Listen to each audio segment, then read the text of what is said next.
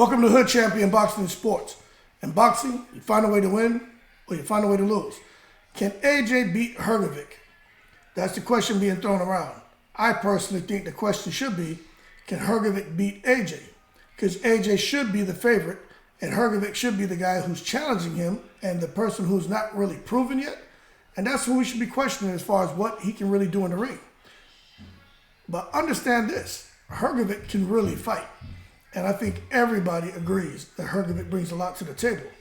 Can he beat a guy like AJ? You know, we don't know. Because when you look at AJ's skill set, his punching power, and now that he has that find a way to win mentality back, I think it's hard for anyone to beat AJ. But at the same time, when you look at Hrgovic, 6'6", reach about 82 inches like AJ. The guy is an Olympian, and he overall is just a monster. Okay? And this is his opportunity. Hrgovic, like AJ, is fighting with a different kind of motivation. Hrgovic, I'm going to say he emotionally... Let me close this door.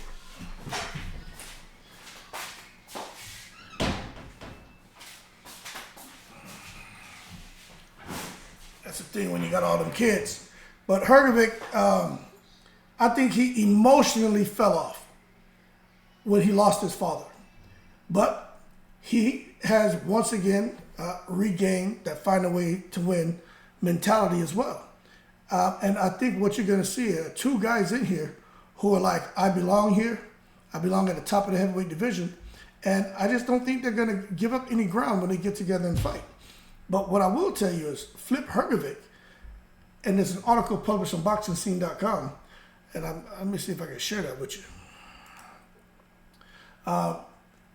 They're talking about Hrgovic, who's 17 wins, 14 KOs, and just talking about how this is Hrgovic's long-awaited opportunity. And I agree with what they're saying 100%. His motivation is going to be different. You know, he did get in there. He did fight Zhilei Zhang, where he went life and death. But that's because Zhilei Zhang, one, can fight, and he hits extremely hard. But Hrgovic had just lost his father, and I don't know how he got in that ring and fought Zhang in that emotional state that he was in. But the bottom line is he did it, and he got the victory, and, you know, he's hoping to get Anthony Joshua next. But the article goes on to say that they feel that that win over Zhang helped Hrgovic a great deal because it put him in the IBF mandatory position. Now, although he's in that position, you just don't know what's going to happen after Usyk and Tyson Fury fight. Word is they're going to strip the winner of that fight, the IBF is, and then the belt's going to become vacant and Joshua and Hrgovic should fight for it. But with Turki Al-Sheikh involved, you don't know what's going to happen. Maybe they keep the titles and they do the rematch, and now the rematch is for undisputed. Because if you look at it, if Fury beats Usyk, he becomes undisputed. And then all of a sudden, they're going to strip him of his IBF belt and make it vacant or give it to Hrgovic. That's just like with Terrence Crawford when he fought Earl Spence. He beat Earl Spence, became undisputed, and, you know, they took the belt from him. Now, of course, they wanted him to go into negotiations with Boots Ennis to fight for the IBF strap, but he had a rematch with Spence, so they stripped him. Same thing here with Tyson Fury. There's a rematch with Usyk, so what are they going to do, strip him? And that's what it sounds like Eddie Hearn is hoping for, but that may not be the case. That may not be how this transpires. But anyway, when it comes to Usyk and Tyson Fury, I just think that's a toss-up fight at this moment in time. I think Tyson Fury is not there mentally, and I think Usyk, like I always say, he has irritable bowel syndrome and his tackles are up on his chest. But the bottom line is, when we start talking about Hrgovic and being a contender for the IBF, it's hard for some people because the last we saw of Hrgovic was getting in there in a fight with, I mean, it really shouldn't have been in the ring with that guy because that guy didn't know what the hell he was doing. Matter of fact, he was just talking about how he knows he's outgunned and he's just basically going to get in there and wing it. And he didn't last, I don't think, what did he last, 45 seconds?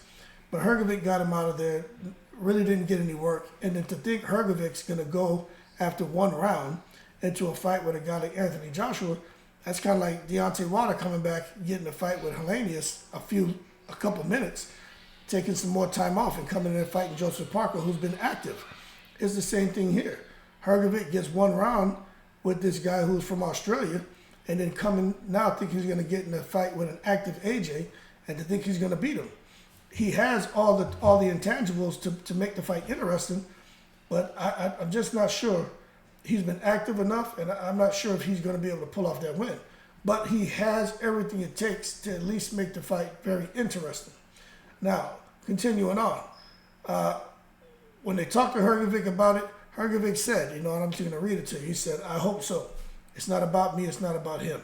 He said, "Of course I want to fight him." This is Hrgovic talking about AJ. He's a star, and he'll decide. If that fight doesn't happen, it's not about me. I want to fight him. I'm ready when the IBF becomes vacant, and it'll become after Fury Usyk. Me and him are next in line. Now, when he says it will become, that's like compliance terminology. Will, must. When you hear stuff like that, that means that that's how it is. Like there's no other option. So for him to say it will become vacant, talking about the IBF belt, that tells me that maybe there were some discussions to reassure him that, hey, no matter what happens between Fury and Usyk, we're going to strip the winner because you've been in a holding pattern for way too long. Now, will it happen? Yet to be seen. It's kind of like David Benavidez being in that holding pattern trying to get that Canelo fight. I mean, you just don't know what's going to happen when the secret society is involved. But I agree with Hrgovic to a sense that there's really no reason for it not to happen. But it's only if AJ doesn't want it. Now, what I will say is, I think it has a lot to do with Eddie Hearn and the trajectory he wants to keep AJ going. I think Eddie Hearn's in a very precarious position right now. You have AJ who's been moving up the ladder, right? And he hasn't reversed. But he's right here. AJ is right here and about to get an opportunity, if he keeps winning, right? To fight Usyk or Fury after they get through the first fight or the rematch. He gets an opportunity to fight. Now, it may not be for undisputed, but it will be for unified if the IBF strips the winner. But understand this. What does Eddie Hearn do? Does he say, okay, we're in a great position now. We're fighting for unified. We know that. We just have to keep winning. You put AJ in there with a Gerald Miller, Deontay Wilder, Daniel Dubois, or Flip Hrgovic. Flip Hrgovic is the most dangerous out of the four. Or do you say, okay, let's just put him in there with Dillian White. That's an easy win. We can sell out a stadium out there, an arena out there in the UK. And then if we have to fight another fight, do we put him in with, I don't know, maybe a Deontay Wilder, maybe a Gerald Miller. But the problem is you're kind of playing with fire because, fans will start to turn on him again and say, all right, AJ's basically out here fighting gimmies, right? Guaranteed wins, instead of challenging himself because they're going to start saying he's scared again and doesn't have the confidence. When we know Eddie Hearn's just trying to be smart about Anthony Joshua in the direction he's taking him. But I have a feeling they're going to have to fight somebody because maybe he can get away with Gerald Miller. But to go Gerald Miller, Dillian White, that's like Tyson Fury fighting Derek Chisora and fighting Dillian White. You know what I'm saying? People are like, okay, hold your horses now, because I think Flip Hrgovic is going to become more vocal, especially when you look at, let me show you something. When you look at the ranking stack and you see where, when it comes to the IBF, I'm pulling this up for you, where you see where, here we go, where you see where Flip Hrgovic is and we see where Anthony Joshua is.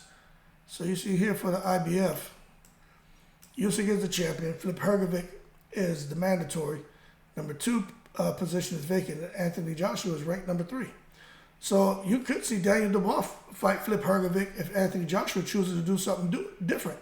Dubois and Hrgovic could fight for the mandatory position or the vacant IBF. It can go a number of ways, but Anthony, let me tell you something. This is a whole nother video, but Anthony Joshua, he holds all the cards. And as far as who's going to fight for the IBF, it's really going to be up to Anthony Joshua. I wouldn't be surprised if Dubois fights Hrgovic and AJ fights Deontay Wilder or Dillian White or Gerald Miller. I really do believe that could be the direction they take it because he can't afford to lose. I think he beats Hrgovic, but Hrgovic is a much more difficult fight than him fighting any of those other names out there. I mean, shit, just look. Okay, right? Look over here in the IBF. You got Joshua. He already beat Parker. They could fight again. Frank Sanchez, who will probably lose on points because he's going to run around and move, but he's explosive. He's dangerous. Jared Anderson needs to get his stuff together. It's not even waste of breath on him. Hrgovic can handle business. Warley's not ready. Dubois, maybe Frank Warren doesn't want to put him in there with AJ and get him tranquilized when Dubois now on the come up. And then you got Caballel, Otto Wallen, F.A. Jagba. So when you really look at this list of fighters, I mean, what's going on over here in the WBA? Perot, Cassius, Chaney, Parker, Alunga. But really, when you look at the list of fighters, Anthony Joshua really has Daniel Dubois, Flip Hrgovic. He's got Deontay Wilder, Joseph Parker. And then, you know, you got F.A. Jagba and Jared Anderson and Frank Sanchez. But those names really don't do anything for anybody. You know what I'm saying? I think Deontay Wilder is the fight to make. Him or Flip Hrgovic. But Wilder to me is a more winnable fight. Even though Wilder's got a right hand from hell, I just think Wilder's a more winnable fight. If Anthony Joshua jumps on him early, throw that jab to blind him, then step in with that forearm, Deontay Wilder won't even see that right hand coming. And I think he'll knock Deontay Wilder out cold. I just don't think Deontay Wilder has the eyes. I call it point guard eyes. Like in basketball, point guard has to see everything on the floor. I don't think Deontay Wilder has those point guard eyes. He obviously still has the right hand, but I just think, can AJ beat Hrgovic? I think AJ can. But I'm not so sure Eddie Hearn's going to put him in there with him. I know the IBF title sounds cool. AJ wants to be a champion. I just have a feeling it's not going to go that direction. But anyway, y'all keep cool. Shout out to the veterans, all 7 continents. And just take a look at what AJ has to work with here. Look at AJ and look at what's here in the top 10 for the ring ranking. Look at what he has. Who would you pull for AJ to fight? Joe Joyce, if he wins in this comeback fight? You'd really put Joe Joyce in with AJ?